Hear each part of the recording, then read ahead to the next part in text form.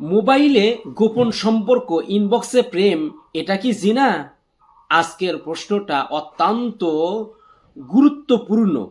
এই প্রশ্নটা আমাকে অনেকেই করে থাকেন যে হুজুর, ফেসবুকে ইনবক্সে কারোর সাথে আবেগী সম্পর্ক, এটা কি জিনা হিসাবে গণ্য হবে? আমি উত্তরে বলতে চাই, যদি এটা সরাসরি জিনা নাও হয়, কিন্তু জিনার পথ এটা বড় গুনাহের দরজা।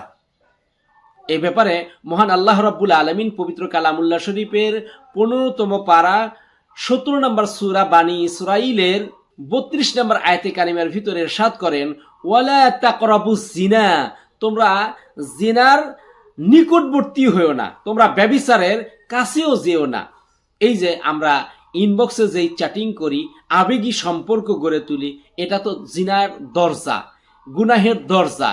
এগুলো থেকে আল্লাহ রাব্বুল আলামিন ফিরে থাকার জন্য নির্দেশনা দিয়েছেন।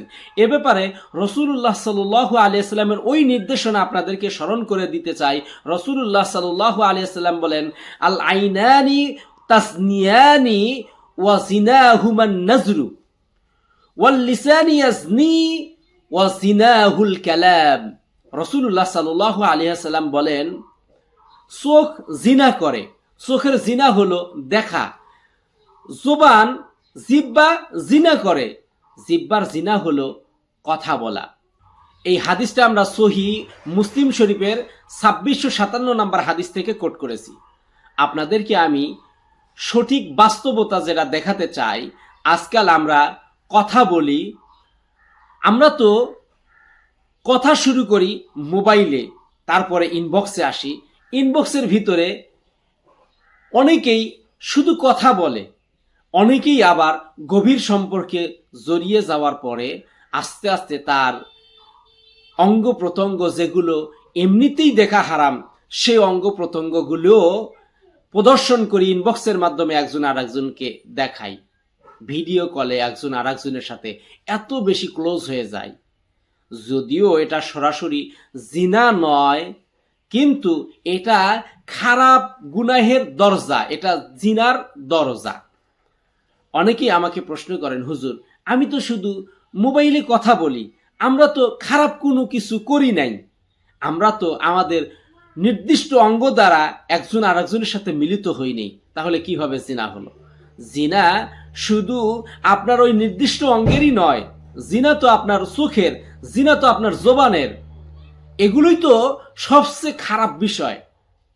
এগুলো থেকেই তো আপনার ওই আকৃষ্টতা বাড়ে, এগুলো থেকেই তো আপনার খারাপ পথে ধাবিত হওয়ার প্রবণতা বাড়ে।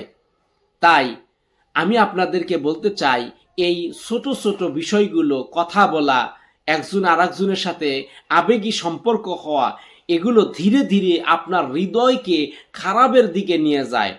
এগুলো আপনাকে জিনার দিকে প্রবলভাবে আকৃষ্ট করে।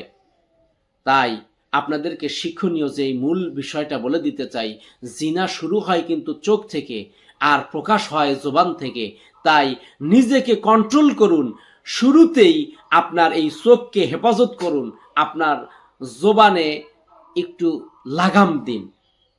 আপনার এমন কোনো কথা বলা যাবে না যেই কথার কারণে আল্লাহ রাব্বুল আলামিনের কাছে কাঠগড়ায় দাঁড়িয়ে হিসাব দিতে হয়।